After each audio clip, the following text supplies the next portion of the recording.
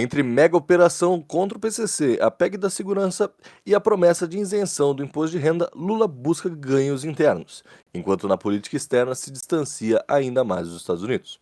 Eu sou o Guilherme Moura. Eu sou o Lucas Rett. Eu sou o Pedro Penelas. E esse é o Degrau da Política. Eu diria que é uma das maiores operações da história brasileira, graças ao entrosamento da Polícia Federal, dos órgãos fazendários, da Receita Federal, com a colaboração também de outros órgãos, como o Ministério Público de vários estados. É muito importante dizer, ministro Haddad, que uma operação desta envergadura só pode ser levada a cabo pelo governo do Brasil.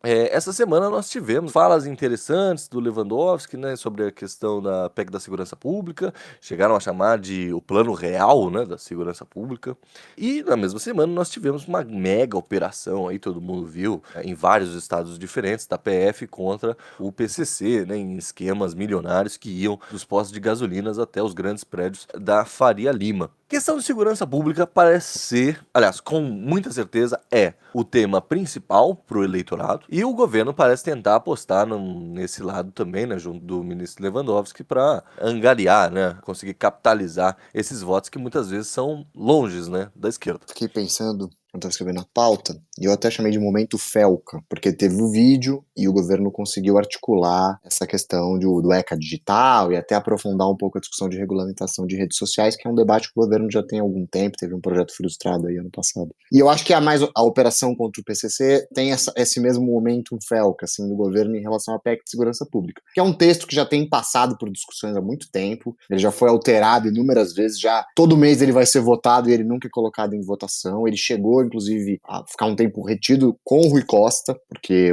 ele entendia que o texto poderia ser aperfeiçoado para ter uma tramitação um pouco mais célere nas casas, e ainda assim, e agora parece ser um momento propício para ele ser votado. E de novo, eu acho que é uma percepção do governo, e aí junto com a questão da isenção do imposto de renda para quem ganha até R$5.000, as duas grandes frentes que o governo vai apresentar para o segundo semestre, já visando o ano que vem. Quer dizer, eu apresentei um texto de reforma dentro da segurança pública, dando mais prerrogativas federais em relação a essa articulação, um combate mais estruturado e hierarquizado em relação principalmente às organizações criminosas que são internacionais como o PCC e o Comando Vermelho, e eu apresento um projeto para populações que ganham até R$5.000 de terem isenção tributária. Assim, são duas propostas que, se aprovadas, podem dar um novo ânimo de popularidade para o governo e serem marcas que o governo ainda carece, né? Quais são as grandes iniciativas do governo? Ele está recauchutando planos que foram bem-sucedidos durante as duas primeiras administrações do Lula, né? Até agora, um projeto original, talvez o pé de meia se apresente dessa forma, mas até o governo está revisando gastos com o pé de meia por entender que ele é caro e, apesar dele trazer externalidades positivas em vários aspectos, talvez ele não tenha impacto eleitoral nem na imagem do governo como ele projetou, até porque esses beneficiários não votam, né? Pelo menos facultativamente. Então eu acho que ele já está rearticulando para essa questão da segurança e da questão tributária. O que me parece um movimento acertado, uma vez que segurança pública é uma pauta de interesse dos brasileiros, como a gente sempre comenta aqui, né? Cara, eu fiquei pensando, quando eu fiquei vendo as notícias, inclusive o jornal não parou de passar, né, passando o tempo inteiro sobre isso, eu achei assertivo do governo uma coisa. Vi algumas críticas no Twitter, uma galera comentando bastante no Twitter, falando, pô, o governo, o Haddad, etc e tal, ficam falando de questão fiscal e etc. Aí a gente tá falando de empresas que, claro, tudo bem, estão tentando lavar dinheiro, etc e tal, mas são uma evasão fiscal gigantesca, né? De um dinheiro legal, mas enfim, evasão fiscal do mesmo maneira. E no caso, eu achei assertivo do governo, porque, por exemplo, o Haddad, que era um cara que tava um pouco sumido, e quando o Haddad aparece normalmente é porque tá rolando alguma crise, que ele fez alguma coisa, dessa vez não, né? Ele tava lá junto das operações, e medindo lá a questão das fintechs e etc e tal.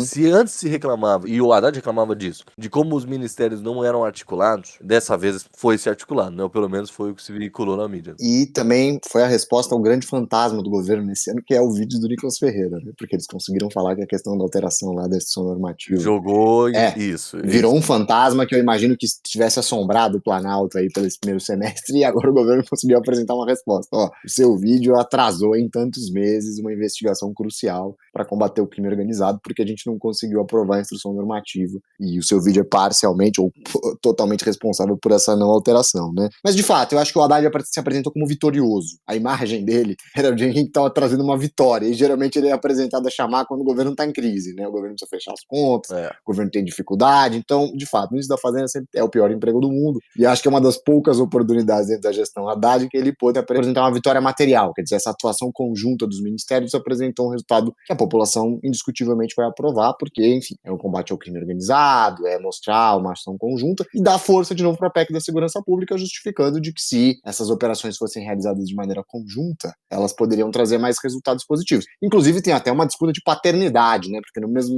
momento que o Haddad e o Lewandowski estavam dando uma coletiva explicando a operação, o Derrit estava dando uma coletiva em São Paulo, mas ela foi muito menos noticiada. Então, se a gente vai trazer vencedores e perdedores, acho que Haddad e Lewandowski levaram essa em relação ao Derrit. E é interessante que desde os primeiros embates externos com os Estados Unidos, o Haddad vem numa ascendente, né? Porque ele realmente só vinha tomando porrada. De fato, toda a culpa, quando você fala de inflação, de crise econômica, impopularidade, cai muito no colo do Lula e do Haddad. E o Haddad, de fato, com essa... tem a bola nos pés agora, né? Junto com o Lewandowski.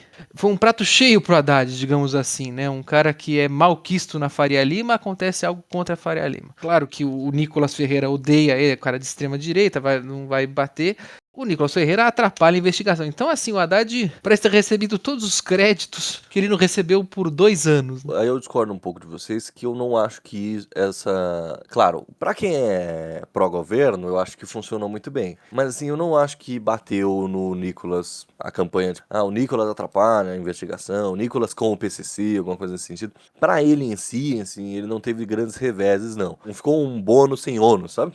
Agora, na questão do Derrit, aí eu acho que o Derrit consegue ganhar um pouco mais, cara. Porque eu ainda bato naquela questão que a gente já falou aqui um tempo atrás, de como a esquerda, de maneira geral, não consegue capitalizar os ganhos eleitorais de questões de segurança pública. Ainda mais essa PEC da segurança pública, em que os estados são muito contrários. Sobretudo o Caiado, né? Toda vez que eu penso no Caiado, eu lembro daquele discurso dele falando, faça como o Caiado fez. Muito engraçado. Isso pra mim é uma PEC, é um plano que não vai dar certo, não vai rolar. Tem muito pouco apoio político. Ainda que a operação contra o PCC tenha sido um sucesso e ganho político vai ter com isso, eu acho que a esquerda continua com as mesmas dificuldades de capitalizar esse tipo de ganho eleitoral com esse tipo de operação. Ainda mais porque o PCC é um alvo fácil de se bater. Fácil no sentido de, claro, né, maior facção criminosa, mas ninguém defende o PCC. O PCC não tem um apelo cultural, o PCC não tem um apelo social, o PCC não tem nada. Precisa ser uma facção criminosa muito grande, inclusive muito especializada, muito etc e tal. É claro que é difícil bater no sentido operacional da coisa, mas assim, ninguém vai ir na rua defender o PCC. Teve seus 5 minutos de glória no Twitter, entre os paulistas que falaram, pô, enquanto o Comando Vermelho tá aí, ficou no Rio, a gente expandiu, né? Não, mas isso é uma realidade, isso é uma realidade. O paulista é um povo empreendedor, seja em qualquer lugar, seja em qualquer área, entendeu? Locomotiva do Brasil, meu. Não, então, você tá falando, não é uma guerrilha, né? Não é um movimento que você fala, não, tem pessoas ali que vão defender por razões ideológicas. Ele é uma facção criminosa e, obviamente, não vão ter defensores, pelo menos defensores públicos, né? Mas, assim, eu concordo com tudo isso. Acho que segurança pública é um tema difícil para a esquerda se aprofundar. Mas, ao mesmo tempo, eu acho que, de novo, o governo atua nessas franjas. Eu acho que o governo não está muito interessado em recuperar esse debate no sentido nacional. A esquerda conseguir apresentar um plano de segurança pública nem a longo prazo, porque é um debate tão povoado por candidatos de direita, está tão no imaginário do eleitor como uma questão muito mais associada ao que a direita pede, que é muito difícil que a esquerda se reagrupe nesse tópico. Mas eu acho que pode servir, de novo, para desempatar uma eleição apertada. E eu acho que o governo já está começando a fazer esse tipo de conta. Se chegar no 51-49, eu quero ter o 51, entende? E aí eu acho que é pensar nesse eleitor menos mobilizado, esse eleitor que o impacto de uma notícia ou outra pode ser um fator decisivo, não é um cara que tem uma posição tão consolidada em relação a partido, candidato, visão de mundo. O cara vai votar pelos estímulos que ele recebe enquanto eleitor e tá certo, e eu acho que o governo já tá começando a pensar, por isso que eu falei, e eu abri falando da questão da isenção do imposto de renda, porque eu acho que em algum nível o governo considera esse o mesmo eleitor. o que vai ser beneficiado da isenção de imposto de renda pode ser o que vai dar o voto por ter uma leve sensação de melhora na segurança pública, mesmo que, na grande fotografia, o governo não consiga reverter a imagem de que a esquerda não tem um programa tão coeso, um programa que atenda aos anseios da população brasileira quanto a direita tem para o tópico. Né? Bom, no cenário internacional, tivemos a capa da The Economist, né, com uma matéria interessantíssima mostrando o exemplo que o Brasil está dando contra os populismos e assim por diante, com o Bolsonaro ali vestido daquele malandro que foi preso lá no Capitólio, né?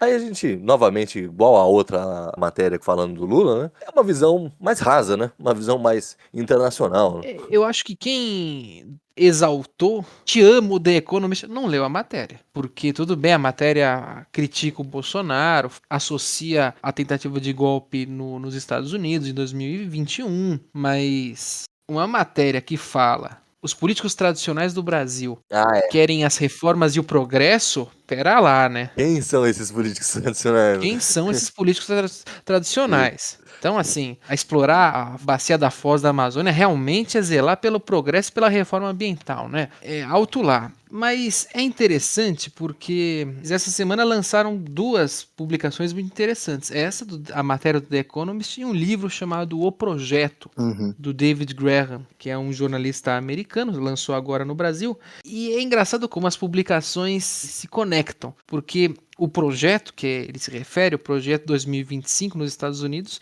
é criar uma pátria fundamentalista, talvez exagerando nesse termo, mas uma pátria nacional cristã. Sonho do Emael, né? Mas nem tanto assim, um pouco mais radical que o Emael. Mas é criar um super executivo. A matéria acerta errando. O The Economist fala que aqui nós não temos um super executivo, e sim o que garantiu a democracia foi um super congresso e um super judiciário. Então é interessante como a nossa crise aqui, que ao mesmo tempo que a solução é a crise, né? O super congresso é uma crise aqui no Brasil. Ao passo que nos Estados Unidos a crise está sendo o super executivo. E acho que entra um pouco nessa linha do tamanho da The Economist, né? Quando a gente falou da matéria do Lula, é pelo tamanho da publicação mesmo. É uma revista muito importante que vai trazer a notícia. E eu acho que aí, só para pontuar, o julgamento do Bolsonaro vai ter um impacto em relação ao tratamento de extrema-direita no mundo, né? Eu acho que é um pouco isso. É o primeiro caso concreto da gente estar vendo uma tentativa de golpe de Estado julgado nos termos contemporâneos. Isso é uma nova discussão sobre tentativa de golpe de Estado que está sendo colocada à luz do direito e da política pela primeira vez no Brasil. Então é natural que sirva de exemplo, positivo ou negativo, a entender o resultado do julgamento e seus eventuais desdobramentos. Eu acho que a The Economist joga uma luz porque pensa na questão dos Estados Unidos, mas pensa também na questão da União Europeia. Esse movimento não é particularizado em Brasil e Estados Unidos, como a gente sabe. Muitos exemplos internacionais têm aparecido em países menores ou maiores. E eu acho que o Brasil é o primeiro grande caso de enfrentamento jurídico à extrema-direita no mundo. E os resultados podem ser ou não aproveitados. Mas aí eu fico pensando, cara, a gente aqui vem falando das tarifas e o quanto dela de verdade tem a ver com o Bolsonaro ou não, e aí, enfim, todo mundo discute isso. E eu fico pensando, assim, o Trump ele é um cara extremamente patrimonialista, como a gente fala, né? Então, assim, se ele vê o que ele certamente deve achar maneiro, o cara lá vestido de viking lá que foi no Capitólio, se ele vê essa imagem, talvez ele a simpatia dele com o Bolsonaro comece a ficar mais verdadeira, mais fidedigna, maior, assim, sabe? Em compensação, a Ocasio-Cortez entrou hoje com uma ação num dos tribunais americanos questionando os motivos das tarifas, de que ela não teria justificativa jurídica para que o Brasil fosse tarifado. E ela já tinha visitado o Brasil em 2023, né? Ela vem visitar o governo federal, ela vem, acho que, justamente no contexto do 8 de janeiro, e ela, depois disso, vai pedir acesso a documentos sigilosos do governo americano em relação a ditaduras na América Latina. Então parece que, pelo menos pela Ocasio-Cortez, a questão das democracias latino-americanas ganhou uma importância muito grande. Ela até vai falar que o Brasil e os Estados Unidos são as 2 grandes democracias do continente, então que ela vai usar parte do mandato parlamentar dela para a defesa, e que talvez isso seja a aposta do governo a médio prazo, quer dizer, as eleições de meio de mandato que a gente sempre antecipa, podem ser o fiel da balança em relação à atuação do Trump e do Rubio para a América Latina, uma vez que talvez tenha uma oposição mais organizada. Mas aí vou fazer uma provocação da Ocasio-Cortez, que o leitor olha uma congressista norte-americana falando disso, salta os olhos, né? Mas não seria o equivalente a um deputado tipo, aqui à esquerda, na época do Bolsonaro, o Freixo, fazer uma reclamação? É meio isso. Porque é a voz mais atuante, só que não é a voz mais poderosa. Não, você tem outros nomes que não atuam mais no Congresso, o Al Gore, que era vice, reclamando disso. Então você tem o establishment democrata, que já está venha ruindo, né? Mas você ainda tem essa voz, né? Que eu acho que é a voz que esse respaldo dentro do establishment democrata, mesmo que em crise, Sim. também seria importante, né? E colocar o Brasil na discussão, né? Particularizar o Brasil na discussão. Porque quando é tarifas de maneira meio genérica, porque é para o mundo inteiro. Mas ela colocar especificamente o Brasil, de novo, traz o Brasil para o centro do debate da política interna nos Estados Unidos. Que eu acho que é um peso que o Brasil tem menos, porque não tem tanta relação comercial, né? É diferente da China, por exemplo, que o impacto sentido nas empresas é diário. Se as tarifas anunciadas no começo do ano tivessem sido cumpridas, o consumidor americano hoje já estaria pagando 50%, 70% mais caro nos produtos. O Brasil, esse impacto é muito mais diluído, porque as importações vão ser de uma outra natureza, muitos produtos agropecuários, tem safra, então você consegue diluir isso ao longo dos meses, ao longo do ano, no caso do café, por exemplo. Agora, o nome do Brasil aparece nos jornais americanos, né? Então eu acho que isso tem um peso. E mais do que isso, né? Seja o ataque republicano ou a defesa democrata, a gente tá vendo um renascer aí da interferência americana na América Latina com mais força, né? Sem dúvida. Eu acho que, conforme vou lendo o livro, entende-se que é um projeto que não se aplica também, sabe? Eles vão tarifar, mas eles não vão doutrinar. O Bolsonaro acho que não conseguiria aplicar o mesmo que aqui no Brasil. Aquela frase do Bolsonaro ficou ressoando a semana inteira na minha cabeça. O que acontece lá, acontece aqui. Uhum. Eu acho que, nesse caso, lendo o livro, eu não vejo como isso acontece aqui. Graças a exatamente isso que o The Economist fala. Acerta errando ao falar dos superpoderes dos nossos poderes.